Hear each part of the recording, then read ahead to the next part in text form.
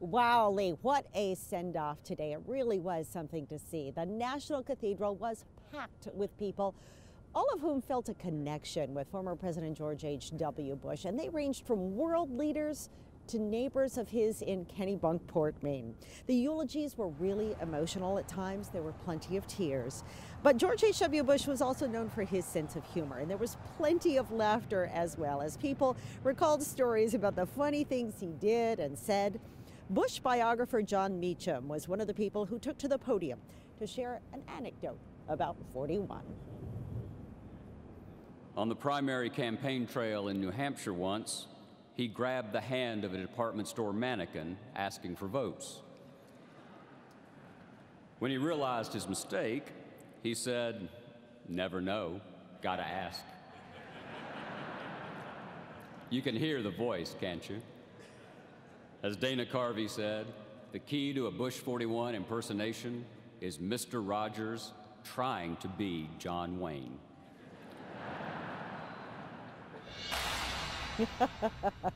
One of the other ways that George H.W. Bush really showed his personality was his whimsical, colorful socks. He wore them all the time, loved them, and in fact, he's wearing them now. He is being buried in gray socks with Navy fighter jets on them in honor of his service as a Navy fighter pilot during World War II. This service took it struck a beautiful balance, really, between honoring the president's service and accomplishments, his kindness and dedication to his family, and his ability to really make people laugh. Samantha York and I were able to catch up with Billy Bush this morning as people were lining up to board buses that would take them to the National Cathedral. And he told us that George W. Bush gathered the family around this morning and said, "Look, we are not here to mourn a death today. We are celebrating a life." And to that end, Billy Bush and several other of the men from the Bush family showed us their socks. Yep, all wearing colorful socks to honor the patriarch of this family. You know, the pageantry of a ceremony like this does not come without a heck of a lot of work. Just ask Chrissy Lewis of Auburn.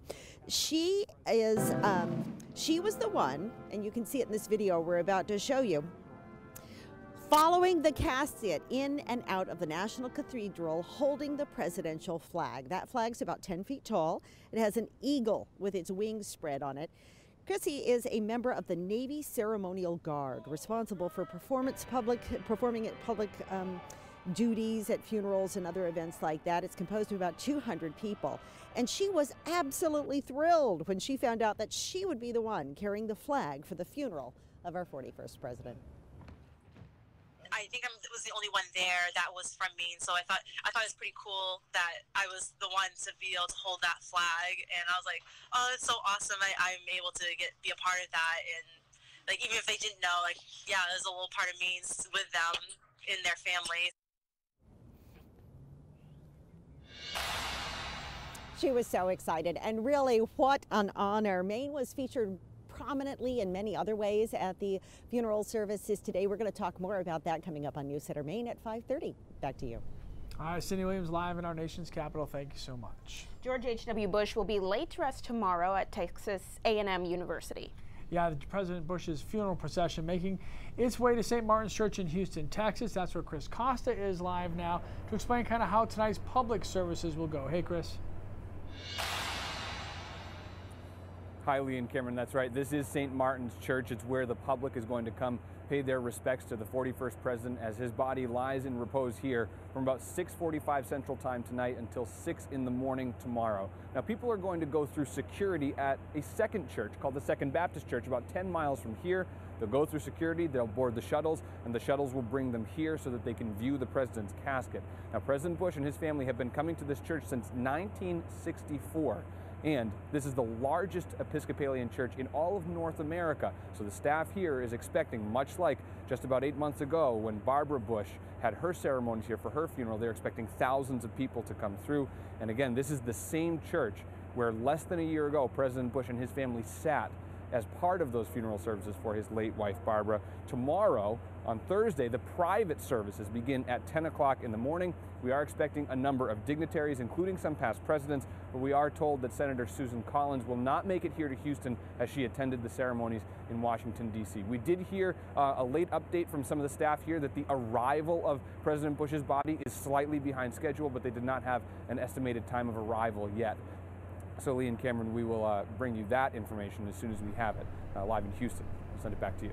All right, Chris Costa hanging out in Texas for this, and we'll have coverage from Chris rest of the night here on News Center, of course, tomorrow as well. So I guarantee you one thing, it's way warmer in Texas. Right. I was going to say, looks nice. It was in Maine today. Keith, come on, today I'm with Cam a little bit. It was chilly today. Thank you. I'd still rather live here a little today than Houston, though. I'm just saying, right? Yeah, right? Well, if I didn't want to live here, I wouldn't be here. Okay. There you go. Not so. But it was a little cold today. High temperatures in the 30s, 20s in the mountains, average high slipping down to 41, and that's over the southern part of the state. So some of us average upper 30s this time of the year. Current temperatures are in the 20s fast, too. In Gorham at 24, 25 in Naples, 19 in Berlin already, and you head to the north, and it's 21 in Otis. Old Town sitting at 20 degrees, and Millinocket at 16. So, yeah, it's going to be another cold night tonight, very similar to what we saw last night. Maybe a couple of degrees warmer in spots, but still very much on the chilly side. Nothing going on the radar picture here. We've got a couple of snow showers over the Champlain Valley of Vermont, but otherwise, that's just lake effect stuff. Nothing happening across New England, and that's something you're going to get used to over the next few days, really into the weekend. It's going to be quiet and cold. That's kind of the theme. It has a mid-January feel in that way, although of course nowhere near that time period. Hour by hour forecast showing us that overnight tonight it's partly cloudy. Tomorrow's partly cloudy as well, with good spells of sunshine along the coastline. A couple of snow showers in the mountains tomorrow afternoon through tomorrow night. And the most exciting thing that'll happen to us in the next few days is a couple of snow flurries on Friday. Temperatures again right around freezing there, and then the weekend is bright but cold. Guys, there are some storms to watch next week. We'll talk more about that, but until then, it's smooth sailing. U.S. District Judge Lance Walker heard arguments about whether ranked choice voting was constitutional today. Attorneys for Bruce Poliquin and Jared Golden made their case, and the judge says he plans on making a decision next week. The ballot recount in the 2nd Congressional District race starts tomorrow. Following a massive data breach of more than 500 million Starwood guests, Marriott says it will pay for new passports for those that were impacted. More than 300 million passport numbers are believed to have been exposed in the breach that dates all the way back to 2014. The cost of a passport replacement for adults is about $110. Security experts fear that in a worst-case scenario, the data breach could pose serious risks of identity theft. All right, so this is a real thing. Do we now have to think twice about watching a classic Christmas movie? We want to know what you think. Is Rudolph the Red-Nosed Reindeer bigoted and sexist? We want you to vote. Head to our pulse.newscentermaine.com or hit the Pulse tab on our mobile app, and here's why. This story started last week. The Huffington Post tweeted a short video calling Rudolph the Red-Nosed Reindeer seriously problematic. One scene, for example, shows Rudolph's coach saying, quote, "From now on, gang, we won't let Rudolph join in any reindeer games," right? Well, after a week of reports that Rudolph the Red-Nosed Reindeer was sexist, bigoted, and abusive, an original actor of the classic film said they had enough. Yeah, Corinne Conley, who voiced the doll in the 1964 children's movie, said that the flap about the bullying in the film just misses the point. While the film does contain bullying, Conley says it all works out in the end, and that, to her, is what matters. Please vote on our poll. Feel free to comment on our Facebook or YouTube live streams as well. We absolutely want to hear what you have to think. Well, driving in Maine isn't all that bad compared to the other states. Maine ranked 14th on the best states for drivers list. The Pine Tree State earned its high ranking due to a combination of low driving costs, fair driving quality, and safe driving conditions. Did they not see the snow? This report was done by Bankrate.com. North Dakota was ranked first. California ranked last. No surprise there. All right. Do you like French fries? We're all checking in on Katie Ortiz today. Social media is buzzing about the salty snack, and it is not for a good reason. We will tell you why. Coming up next. And Preble Street Resource Center sometimes gets a bad rap. One man wants to change that. He calls the center his saving grace. That and more stories ahead on that.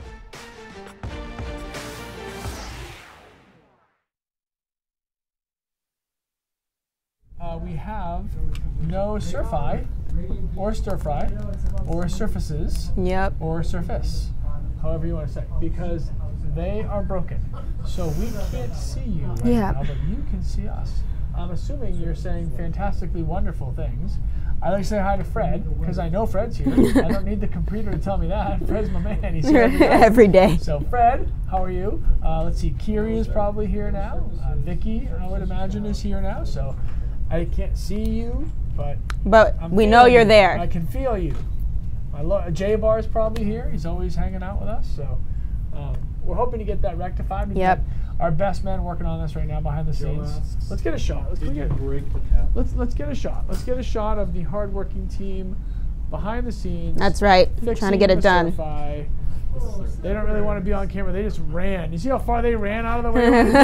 It's scattered. They were running. Here's our crack staff putting the stir-fry back together like Humpty Dumpty. Then there's Jeff. There's Headset Guy. Headset Guy. That's what he used to be called. That's OG. Oh yeah, see, there we go. We got Fred. I knew we'd have Fred. We got Jay Bar. Come on, you gotta know your people. So the Cards just got Goldschmidt. The what? Cardinals just got Goldschmidt. Oh yeah. Oh, St. Louis. John Heyman's. Yeah. Nice.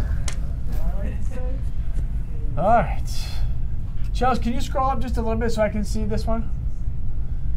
No, I just want to be able to see what's coming. Okay. Sure. This is going to be the newscast where I don't see a single word until I say it on TV. What could possibly go wrong? Nothing. Don't try this at home. It's not much different from every day. I was going to say. Usually I can scan ahead just if I wanted to. And now I can't. Soon, hopefully. Also, our producer Isaac had us set up in all kinds of cool places around the newsroom for different shots, and now we can't do anything. Yeah. We are married to the teleprompter. Yeah. Because we have no words. It's very sad. Somehow. We'll power through. Power through. That's right. Amen. Laser focused.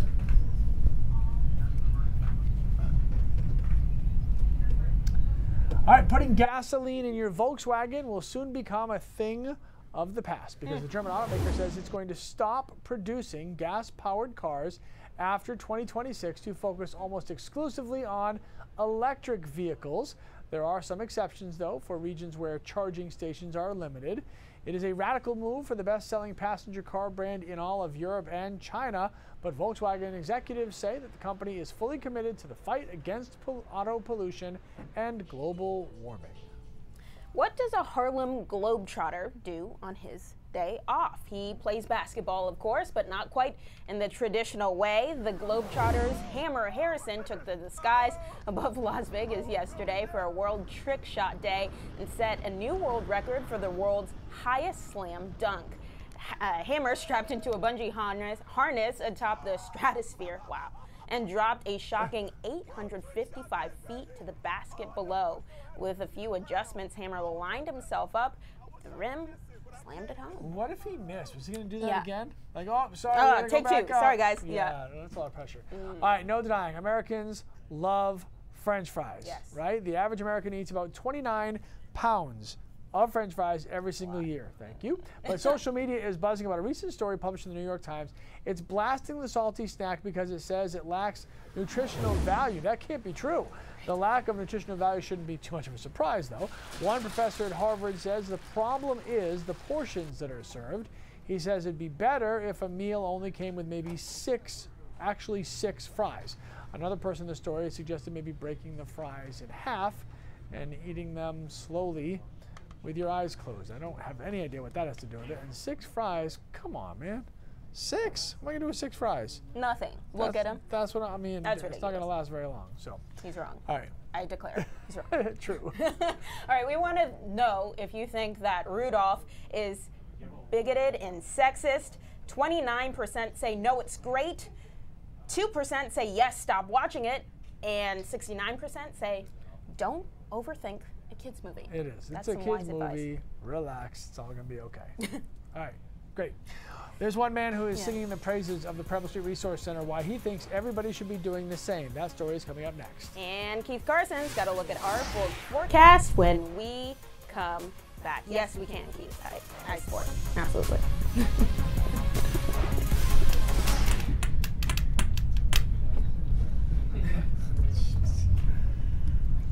All right. Hey, why'd you steal that board? Why'd you steal? The third one we bought. What? So we are still Sir Phyllis. Yeah. Intro from, can you do? Sure. All right. Why not? Bye. Bye. Producer Isaac calling All right, audible Facebook. mid-show. It's you and me. He's going to the bullpen. So Lee's story's next. Preble Street Resource Center. It's going to be really good. I'm excited for you guys to hear it. I'll get there. Hold on. Hey, are we get those going? No. Is it the Wi-Fi? Or no, it's not. It's the actual. Yeah, I had never heard that Rudolph was bigoted and sexist before.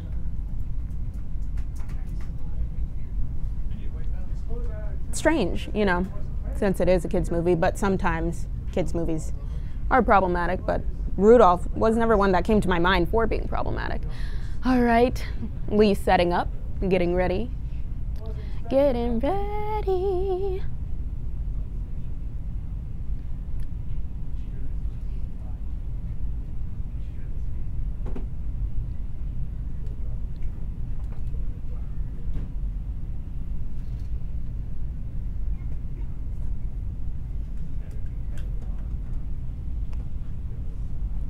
It's Wednesday, right, y'all? I think so.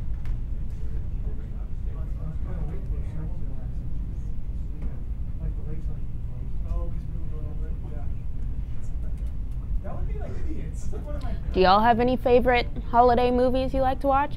My favorites, I'm trying to think. Love The Grinch. I feel like you have to love The Grinch. The Grinch is so, so, so good. That's probably my favorite. Cindy Lou Who. Rock on.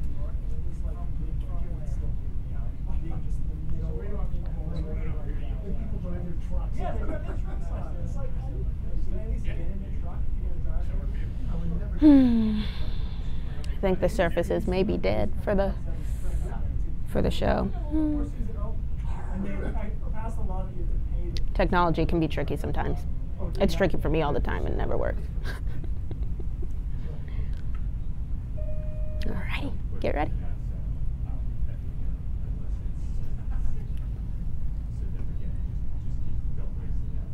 Feeling down and out with no place to go and no way to even know where to start looking for help. Unfortunately, it's a situation that a lot of people in our state find themselves in all too often. But tonight, a success story. A man who had everything, then he had nothing, and now he's working his way back. You know, I should have done this a long time ago. Drew Woody has been at rock bottom, and he's working his way up. After living in his car for more than a year and a half, Woody finally took some friends' advice and reached out to the Preble Street Resource Center. And I've just always heard negative things about the Resource Center. There's never anything positive you hear about the Resource Center. And once I got in there, I realized, you know, that's not right. That place is pretty fantastic. Drew's caseworker, Eden Silverthorne, had such an impact on his life, it inspired him to tell anyone who would listen about the help that he's received. Eden has completely turned my son and my lives around. She helped me get housing, she helped me get redo my resume, and now here we are 4 months later, living in a great apartment, doing a lot better, and things have just turned upside down because of the Resource Center. And it really kind of helps motivate and inspire. Andrew Bove is the director of the Preble Street Resource Center. Success stories like this one help reiterate to the overworked and undercompensated staff that the work they do matters. I don't think they often realize how important the work is that they're doing or how much of an impact they can have on one person. For Drew Woody, it was literally life-changing. If I don't make that call and I'm still living in my car, I'm probably in a worse position than I was, and possibly back drinking. I haven't had a drink in 5 years. I'm possibly drinking again. They saved my life. They saved a lot of things, because I was pretty down and out when I walked in there and finally got help. And I don't think you get much lower in where I was than where I was. Andrew said now that things are headed in the right direction with his own life, he and his son plan to do some volunteering at the resource center to help give back, and certainly an easy guy to root for. So he reached out to us, oh, by the way, and said, I've got this great story, I want to tell it. You know, we never do enough to talk about the Preble Street Resource Center, and so that's, you know, that meant that much to him to reach out to us and ask if we would do that story, and obviously it was a great story. So that's amazing. There you go. It's true. People get myopic about where do we want the shelter, where do we want this and that, but it does good, obviously. 100%. Good. Yep. All right, meantime, cold out there, next couple days. I'm bored. Jess and I are getting bored over there. Look, she's on Facebook over there. Buying some Crocs. My friend request is still sitting in her inbox. But take your time, Jess. I'm not friends with them either. Take your time. It is chilly right now. We get to only the 30s, 20s. This is high temperatures. Rangeley at 23, 22 in Greenville, 25 in Millinocket, and right now dropping quickly into the teens across northern Maine and into the low 20s even. And Rockland and Bar Harbor at 21 apiece right now. Water temperature at 44. So overnight tonight, temperatures will be in the teens along the coastline and some single digits across northern Maine and the mountains, very similar to what we saw last evening. Not a whole lot going on across the Northeast. Maine obviously pretty clear today as far as precipitation. It was partly cloudy sky cover wise. And even if we zoom way out here, it's just real boring. There's just really nothing going on. It doesn't happen often. Every once in a while you get a pattern in which the biggest storms are out to sea or out over the west coast, and the vast majority of the country is quiet, and that's what's going on right now, and we're in the cold side of things, unfortunately. Hour by hour forecast showing you partly cloudy skies tonight. Tomorrow is the same. It's very similar to today, right around 30 degrees for a high, 20s in the mountains. Snow showers on Thursday night possible, and then into Friday they could make it to the coastline. Chance of a snow shower on Friday is probably 10 or 15%, but that's where we're at. Nothing else really going on. Saturday looks pretty bright, but it's cold, starting in the single digits, even below 0 in the mountains to start, and getting into around the 20s on Saturday afternoon.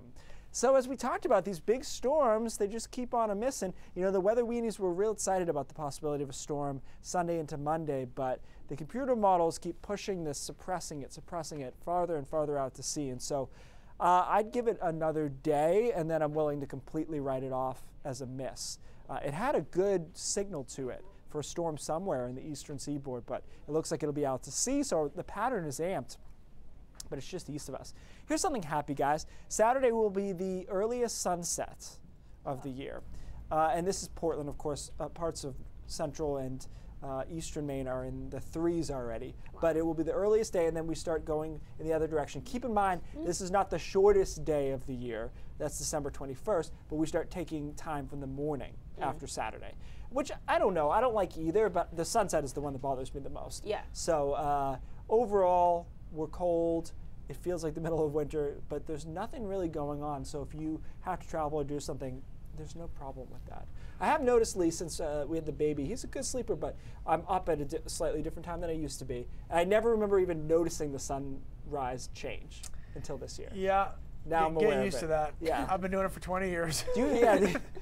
Number 8 coming soon or no? What are you talking about? No. You really are bored.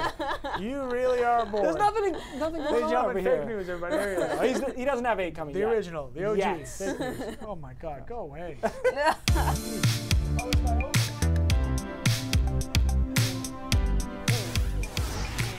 There it is. Some great snaps showing up today. What's better than a cat on a hot tin roof? How about cat up on a door? There we go. Does it get down? Let's see. I'm assuming that the cat gets down. Cats always get down. They do, yeah. I had a cat up in a tree for 3 days. I called the fire department. I called everybody. They're like, I actually called an animal expert who said, you know what? We never see cat skeletons in trees. They always come down. They get down. And they came down. Okay. Uh-oh. Pizza. Someone got to the pizza. Did someone like that's like eat the center? That's like a reverse bagel.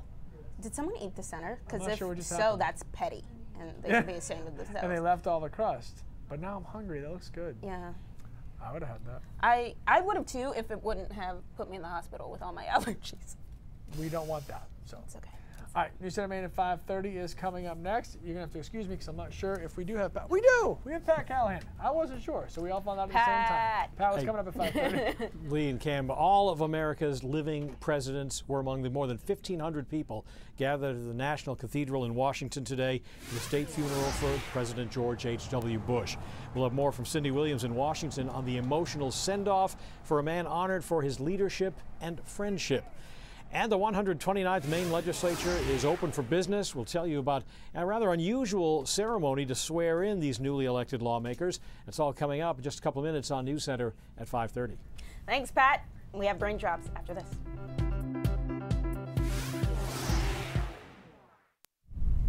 Sorry, man. I looked over there, and I didn't see anybody. Yeah. So I was worried that we were doing it ourselves.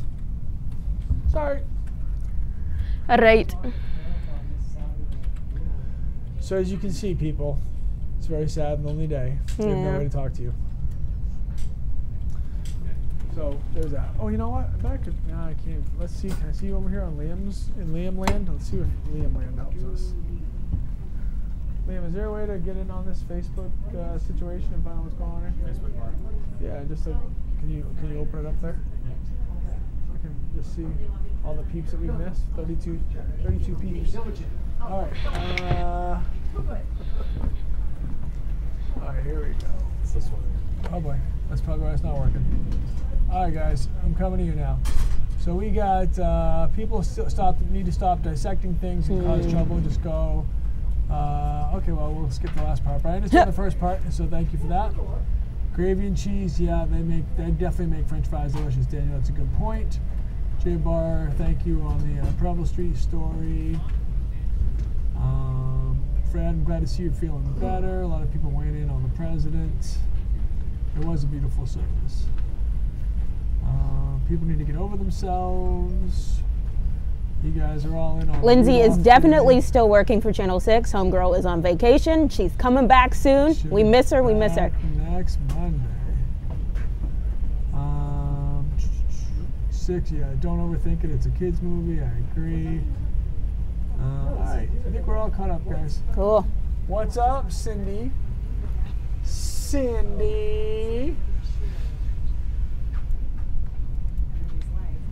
Okie dokie. Okie dokie, okie dokie. All right, kids, we're going this way. But it's not like blue. Okay. We're behind the scenes. It's not like punk rock blue. Okay, Keith, what you got there? just a little diagram. Where's my ruler?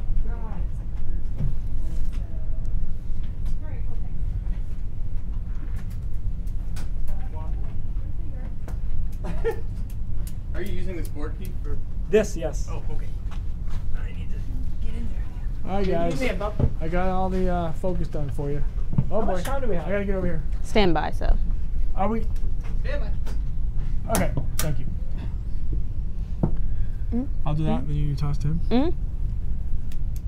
All right, Rudolph the Red-Nosed Reindeer people. 75% of you saying pretty much no. Don't overthink it. It's a kids' movie. Just leave it alone. Just enjoy the holidays. Just be happy. It's okay. Be happy. We're gonna be all right. Now we don't have Don't people worry. voting that the 1% could even exist. Okay, so got a great question from Patty. My grandfather swore that opening a window in your house for 5 minutes in the winter helped to heat the air better. Is this just folk wisdom, or is there any scientific reason this would do so? Well, funny you should ask. Nice board. The short answer here is you're going to lose energy and heat from your house by opening the window in the winter.